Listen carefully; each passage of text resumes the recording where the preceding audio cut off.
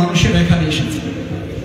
আমাদের অস্ত্র নাই, আমাদের গোলাবারুদ নাই, আমাদের কামান নাই, আমাদের বন্দুক নাই, AK-47 নাই, উট নাই, তরবারি নাই, কিছুই নাই। যতটুকু ছিল সবটুকু নিয়ে হাজির হয়ে গেছি। আপনি চাইলে আমাদেরকে আজ পরাজিত করতে পারেন, চাইলে আজ আপনি ইসলামকে বিজয়ী করে দিতে পারেন। চোখের পানি, চোখের পানি বালি তো সিক্ত হতে পারে না। জিবরাইল আমিন রাসূল করিম সাল্লাল্লাহু আলাইহি সাল্লামকে এসে খবর দিলেন, ইয়া রাসূলুল্লাহ, আপনি যতক্ষণ না মাথা উঠাচ্ছেন, যতক্ষণ না আপনি চোখের পানি মুছে ফেলছেন, আরশে আজিম থরথর করে কাঁপছে। আল্লাহ সুবহানাহু ওয়া তাআলা আপনাকে মাথা উঠানোর জন্য বলেছেন, চোখের পানি মুছতে বলেছেন। আজ এই 313 জন্মের শুধুমাত্র 1000 নয়, গোটা পৃথিবী যদি দাঁড়িয়ে যায়, আল্লাহ তাআলা শুধুমাত্র তার একজন ফেরেশতা দিয়ে গোটা পৃথিবীর শত্রুকে মোকাবেলা করার জন্য ফয়সালা দিয়ে দিয়েছেন। শক্তি কি অস্ত্রের নাকি চোখের পানি? অস্ত্রের না চোখের পানি? আমাদের কাছে সেই চোখের পানি আছে না নাই? নিজের গুনাহের দিকে তাকান, কবরের কথা স্মরণ করুন। ফিলিস্তিনের একটার পর একটা কফিন রাখাকে চোখের সামনে ভাসান। ফিলিস্তিনের ছোট্ট ছোট্ট শিশু কিশোররা যখন ঘাসগুলো খাচ্ছে,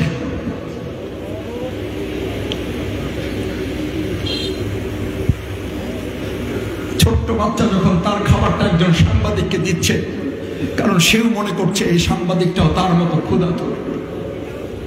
আল্লাহ আমাদের ফিলিস্তিনের ভাই বোনদেরকে আপনি রক্ষা করুন। আল্লাহ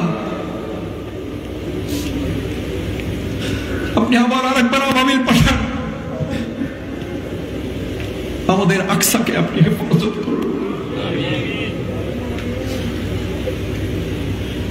আমাদের চোখের পানির শক্তি কামানের শক্তির চেয়ে কয়েক শত কোটি গুণ বৃদ্ধি করে দিন। তাহলে আমরা রক্ত দিতে চাই, আমরা সাথে চোখের পানিও দিতে চাই। যুবকেরা, তোমার চোখের পানির মূল্য তুমি বোঝো। তোমার চোখের পানি যখন চোখ থেকে বের হয়ে গাল পর্যন্ত এসে পৌঁছে যায়, গাল পর্যন্ত এসে পৌঁছে যায়, গালে যখন তুমি উষ্ণতা অনুভব করো, আল্লাহ তাআলা ফেরেশতাদেরকে জিজ্ঞেস করেন, আমার এই গোলাম, আমার এই বান্দা, আমার এই বান্দি পৃথিবীর কোন লোভে, কোন ভয়ে, কোন শোকে, কোন কষ্টে, কোন দুঃখে চোখের পানি ফেলছে জানতে চাও? ফেরেশতারা বলেন, ইয়া আল্লাহ, দুনিয়ার কোনো চাওয়া পাওয়ার জন্য না, দুনিয়ার কোনো ভয় নয়, দুনিয়ার কোনো লোভে নয়, শুধুমাত্র আপনার সন্তুষ্টির জন্য সে চোখের পানি ফেলেছে। আল্লাহ বলেন, ওকে জানতে চাও ও কি চায়, ও যা চাইবে আমি আল্লাহ তাকে তার চেয়ে কয়েক গুণ বেশি দিয়ে দেব। আমার ভাইরা, সেই চোখের পানির শক্তি আমাদের এই প্রিয় মাতৃভূমি বাংলাদেশকে যেন কবুল করেন। সবাই বলেন আমিন। সম্মানিত ভাই বোন বোনেরা, আমার প্রিয় মাতৃভূমি বাংলাদেশের এই রক্ত এবং এই চোখের পানির সাথে আমাদের কয়টা জিনিসের কথা বলেছি, আর একটা জিনিস আমাদেরকে দিতে হবে। কি দিতে হবে বলেন? আমরা রক্ত দিচ্ছি, আমরা চোখের পানি দিচ্ছি, এবার কি দিতে চাই? কি দিতে চাই? ঘাম। কি দিতে চাই? কয়টা? একটু জোরে বলেন আমার সাথে। প্রথমে, দ্বিতীয়, তৃতীয় ঘাম দিতে চাই। রাসূল করিম সাল্লাল্লাহু আলাইহি ওয়াসাল্লাম আল্লাহর দ্বীনের দাওয়াত পৌঁছাতে গিয়ে ঘরমাক্ত হয়েছেন না হন নাই?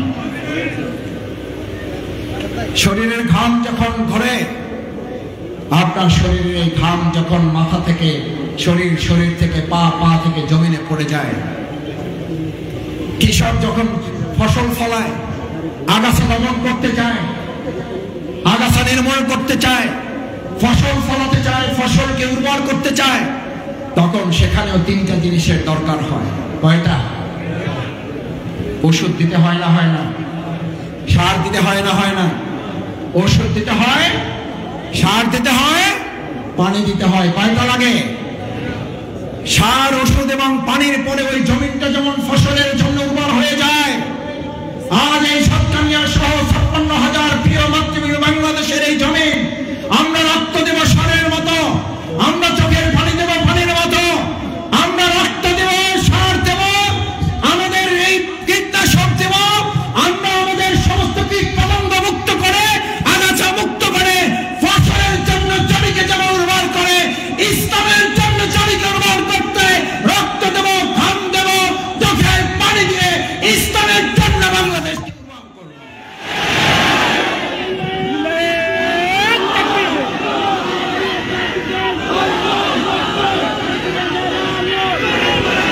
যারা রক্ত দিতে জানে তাদেরকে কেউ পরাজিত করতে পারে না, যারা ঘাম দিতে জানে তাদেরকে কেউ ভয় দেখাতে পারে না, আমাদেরকে আর কেউ ভয় দেখাবেন না, কারণ আমরা শুধু এক আল্লাহকে ভয় করতে শিখেছি। এক আল্লাহকে যারা ভয় করতে শেখে গোটা পৃথিবী তাদের ভয় করতে বাধ্য। আমার শ্রদ্ধেয় শিক্ষক তুল্য যাদের বক্তব্য শুনে আমরা বক্তব্য দেই, আপনাদের সামনে হাজির হয়েছেন। প্রিয় মাতৃভূমি শুধু বাংলাদেশ নয়, আল্লাহ মাফ করুন, তার সামনে বলা যথার্থ নয়, তারপরও শুধু আপনাদের জন্য বলছি।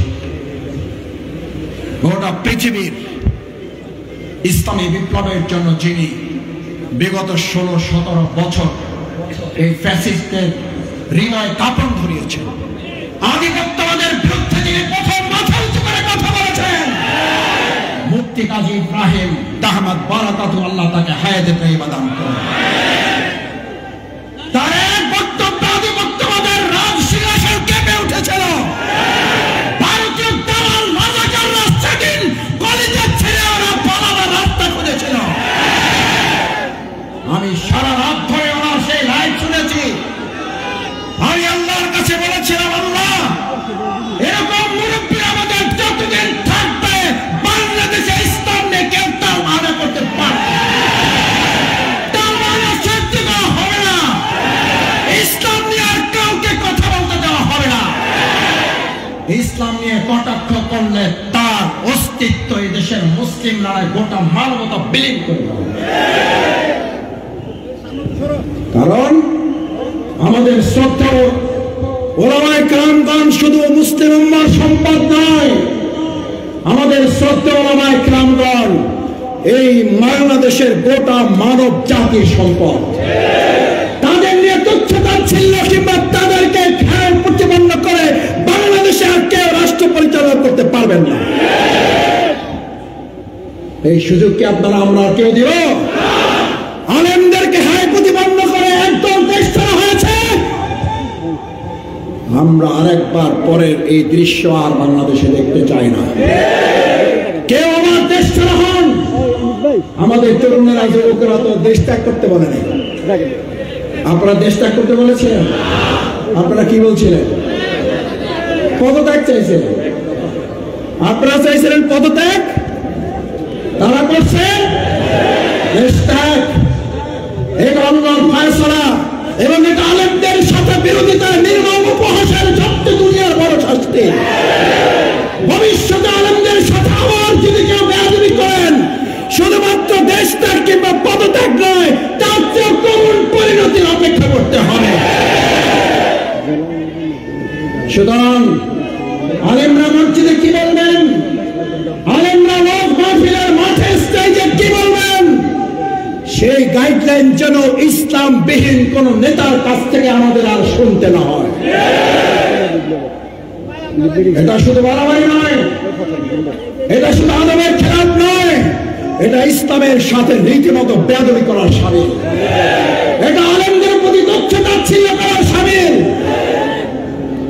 আমার সম্মানিত ভাইরা, যেহেতু শ্রদ্ধেয় আলেমে দ্বীন আজকের এই প্রোগ্রামের আমাদের সম্মানিত অন্যতম অতিথি শ্রদ্ধাভাজন মুফতি কাজী ইব্রাহিম হাফিজাহুল্লাহ আমাদের মাঝে এসেছেন, আমি শেষ কথা বলে আমার বক্তব্য টানতে চাই। আমরা যারা আজ এখানে উপস্থিত হয়েছি, এটা ভালোভাবে মাথায় রাখতে হবে, আগামী দিনের সমাজ এবং রাষ্ট্র পরিচালনার সমস্ত মতবাদ মানুষের কাছে ভুল প্রমাণিত হয়েছে। এটাকে আমরা করেছি না, আল্লাহর ফয়সালা আছে। ওয়ামান আ'রাদা আন যিকরি ফাইন্না লাহু মাঈশাতান দানকা। আমার জিকির, আমার কোরআন, আমার আইন, আমার বিধান, এটাকে উপেক্ষা করো। ওয়ামান আ'রাদা আন যিকরি ফাইন্না লাহু মাঈশাতান দানকা।